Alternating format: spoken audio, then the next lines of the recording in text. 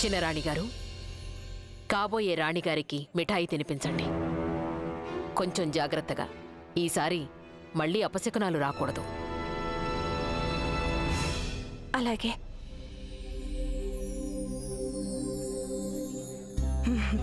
తీసుకోండి.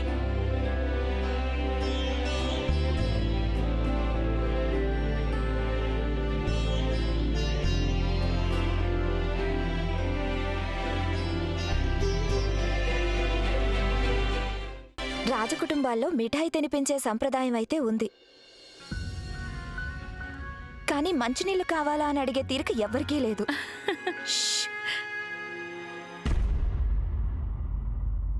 రాజ్మహల్లో గట్టిగా నవ్వడం ఇక్కడి ఆచారాలకు విరుద్ధం.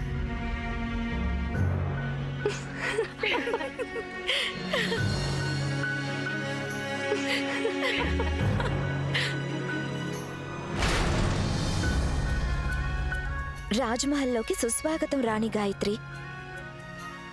మీకెప్పుడైనా ఓ స్నేహితురాలు అవసరం అనిపిస్తే మేమున్నామని గుర్తుపెట్టుకోండి. అన్నట్టు మీ భర్తగారెక్కడా? చిన్నరాకుమారులు. నేనింతవరకు ఆయన్ని చూడనే లేదు, ఆయన్నింకా కలవనే లేదు.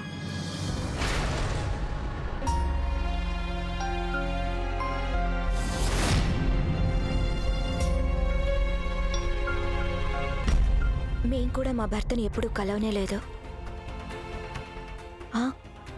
చిన్నరాకుమారిని అప్పుడప్పుడు కలుస్తూ ఉంటాం.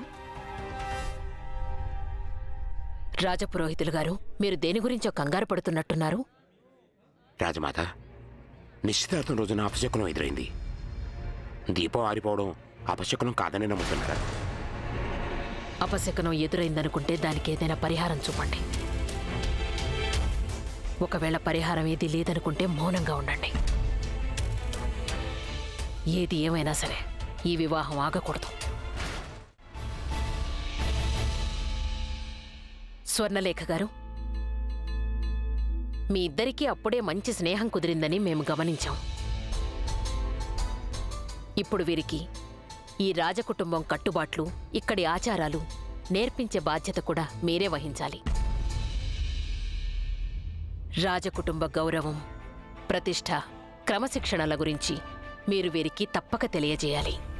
అలాగే రాజమాత.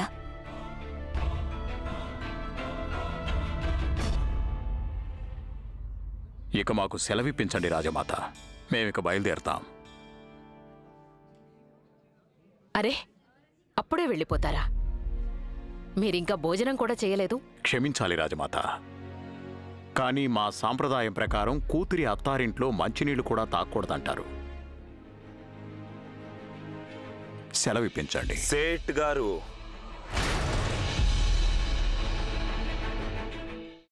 అమ్మా, అలాంటి వాళ్ళది నిజమైన ప్రేమ కాదు, అది వ్యామోహం.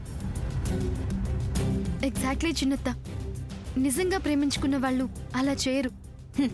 ఎంత మనసు విరిగిపోతే కన్న కూతుర్ని పట్టుకొని మా దృష్టిలో చచ్చిపోయా ఉంటుందా తల్లి?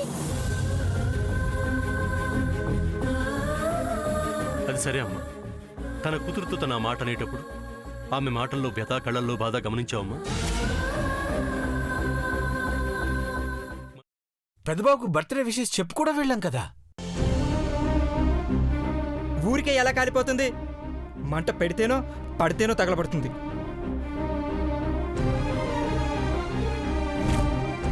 కరెక్ట్ చిన్నబాబు, నీకొచ్చినట్టే నాకు డౌట్ వచ్చింది.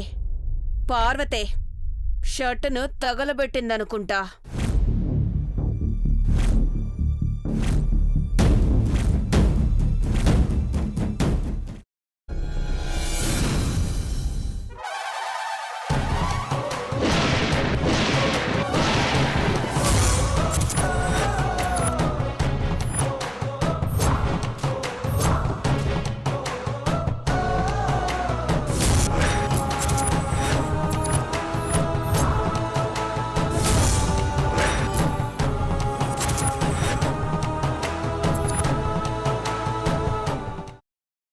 తర్వాత పొట్టు తీసేసి చాప్ చేసి పక్కన పెట్టుకోవాలి. ఒక ప్యాన్లో కొద్దిగా నూనె వేడి చేసి అందులో ఆవాలు, మినప్పప్పు, శనగపప్పు, కరివేపాకు, సన్నగా తరిగి పెట్టుకున్న ఉల్లిపాయలు వేసుకుని 1 నిమిషం పాటు వేయించుకోవాలి. ఆ తర్వాత కాల్చి కట్ చేసి పెట్టుకున్న వంకాయని కూడా అందులో వేసుకుని బాగా మిక్స్ చేసి బౌల్లోకి ట్రాన్స్ఫర్ చేసుకుని అందులో తగినంత చిక్కటి పెరుగు లేదా పల్చటి పెరుగు వేసుకుని మిక్స్ చేసి అన్నంతో కానివ్వండి, చపాతీతో కానివ్వండి సర్వ్ చేసినా చాలా బాగుంటుంది.